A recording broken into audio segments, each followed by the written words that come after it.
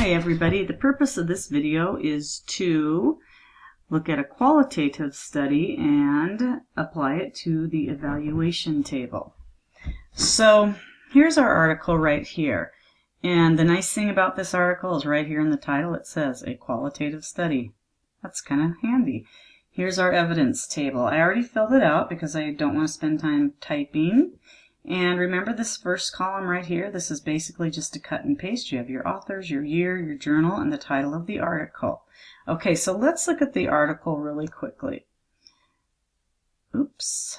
So, we know the abstract is a lovely overview for us. It tells us the background of the problem. It tells us the purpose of this study, which is to explore clinical instructors' use of planning, implementation, feedback loops, and reflection frameworks to apply research-based teaching and examine pedagogy used during the field experience.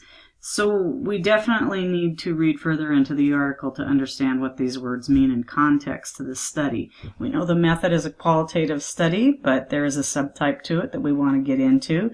The sample was N20. They talk about how the data was analyzed and the findings were three main themes, and then they talk a little bit about the conclusions.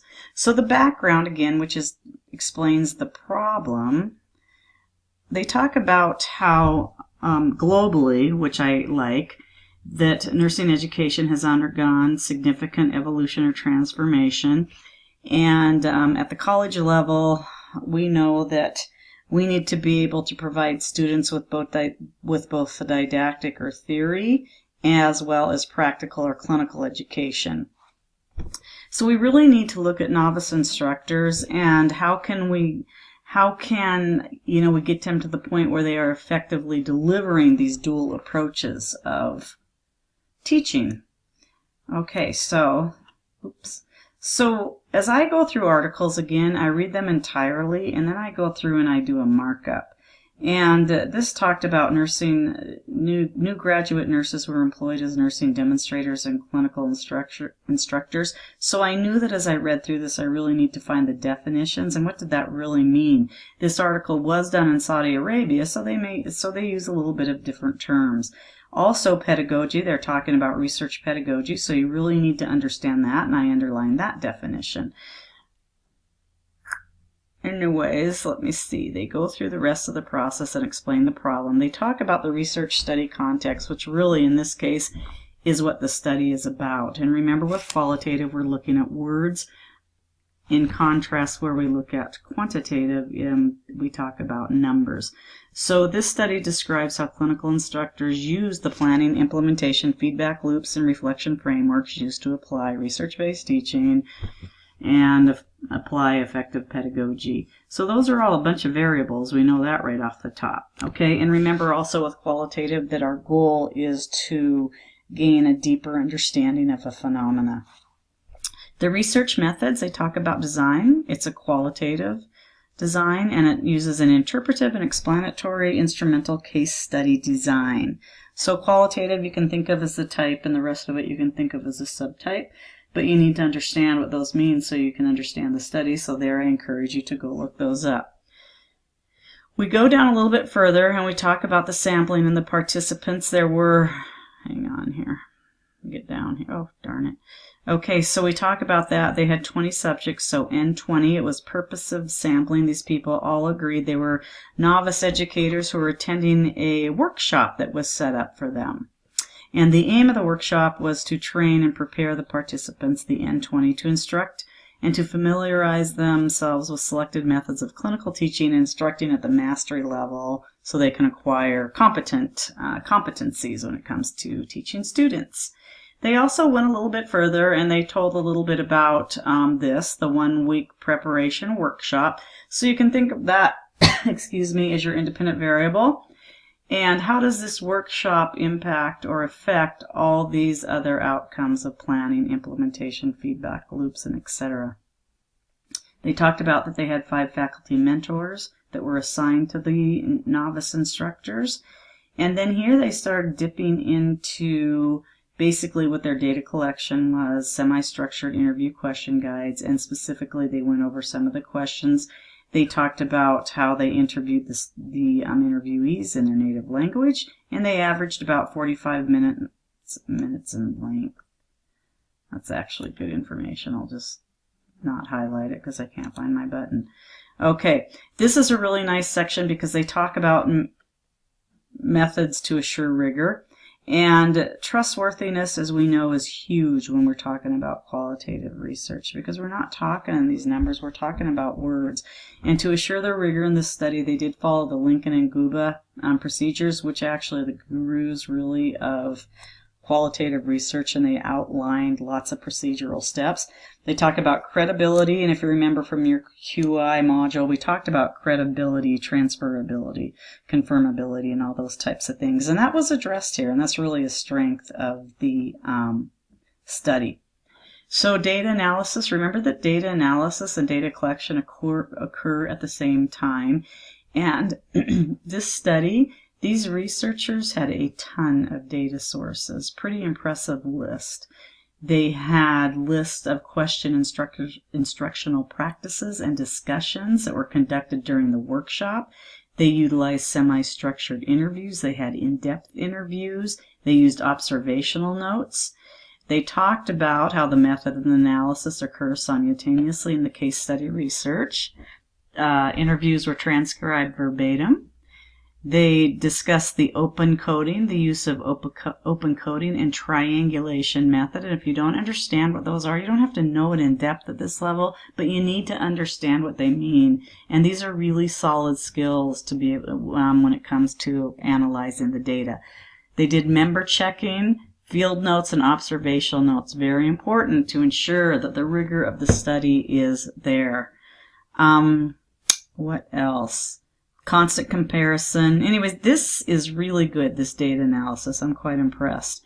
So what happens was, with their open coding, their member checking, all the procedures they use, in the end, they categorized concepts based on similarities.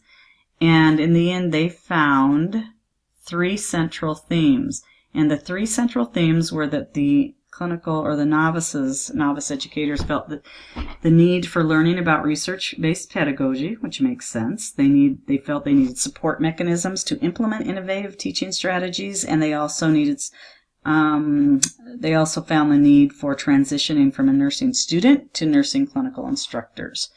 All, it seems, real life that I see every day, and maybe that you guys feel yourselves as nursing students, masters of nursing students looking into the educational realm. The thing about qualitative research studies also is they're very wordy. It's not numbers again. So they take each theme and they break it out and they really explain what this means. So the first thing was the need for learning about research-based pedagogy, and it's right here. And they talked about how participants conveyed the need to know this, and also about their feelings, a little anxiety there, a little stressed. And they go through each of the 3 central themes, which we don't have a lot of time, so we can't spend time on that. What they did, after you read about the central themes and what occurred under each one of those, they talk about their discussion. And they felt, they talked about the aim of the study, which we've already talked about. And overall, they really did feel that some of the novices, in fact, did have some planning, implementation, feedback loops, and reflection of the application of research-based nursing. But we'll go over that. There were things lacking, according to them. So let's go back here. So we know, let's go to the evidence table. So they know that we know we have the citations, authors, data publication, etc. So the problem, which we found in the background, was that effective teaching with nurse educators struggling with the dual role of clinical instructor, because it includes and theoretical teaching. So clinical teaching and the classroom teaching, that's a problem. That's concerning. So the purpose of this study was to describe how clinical instructors use planning, implementation, feedback loops, and reflection to apply evidence research-based nursing. And the authors also explored effective pedagogy. The design and the method, as already mentioned, it's a qualitative, as mentioned in the title. But the subtype is interpretive and explanatory instrumental case study design, which is important to put in there. The sample setting was 9. We know it was a purposive sample. That sometimes can be a threat to validity or whatever, but we know with qualitative we really do have a purpose. We want to select certain individuals. So for our purposes, this is not, for the qualitative purposes, this is not a problem. The setting was that they were attending a 1-week workshop for training with teaching, with education. The major variables, as I mentioned already, would be the 1-week workshop, and then the planning, implementation, feedback loops, and the reflection frameworks that they utilized. So in other words, this workshop, how did it impact or affect this list of variables right here? So IVs and DVs. The measurement variables I mentioned, they did a ton. They had a ton of things. They had multiple resources, semi-structured interviews, in-depth interviews, etc. They what they did is they then coded these as we talked about, and they used triangulation, which I guess I should mention over in the data analysis part. So this is how they measured all the variables. Multiple lists, interviews, etc. The data analysis, as we know, occurs simultaneously with collection. So they did open coding. They categorized everything, the similar concepts, and they ended up with 3 central themes. They went through and they had, they used triangulation as well of multiple resources to ensure rigor of the study. You see here. So the findings overall was found as there is some planning, implementation, feedback loops, reflection, etc. from novice educators. And then we already talked about the 3 themes that they found. Those were our findings. Unlike quantitative, you will see numbers. Here you will see themes. But what they found, or what the novices expressed, was lack of confidence and anxiety in teaching research-based strategies. They had concerns about participation with scholarly activities, which was due to lack of experience. They had several other concerns, but they really felt the need for support because they were worried about their own competence level. In this conclusion, the recommendations, they really do talk about it. This is often the meat of the articles, in my opinion. And it also goes on, this section oftentimes goes on, and it will tell you more about further research, which they do right here. Further research is needed to explore this more among nursing faculty. They did talk about the limitations of the study. As we know, with anything, reliability, validity, and generalizability are always big ones. I think about the clinical significance here, even though this was in Saudi Arabia. I think this is very clinically significant that we can bring this right over to our new population of instructors and look at this and read it and take many of these things into account.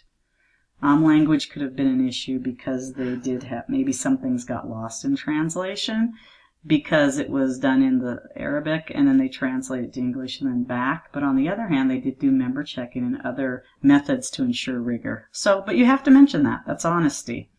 So if we look at that, then here, we go back to the appraisal of the study, and what we see is that the limitations really generalizability, but is it really clinically significant? Yeah, I think it is. I think it can be utilized across the world with other faculty and new educators. The strengths, the rigor of the study was explained very well. They had multiple data sources that they pulled in. Also, when we talk about the level of evidence rating, and I use the AACN table again, the level of evidence was C because it's a qualitative study. So that's it, and we will move on to QI.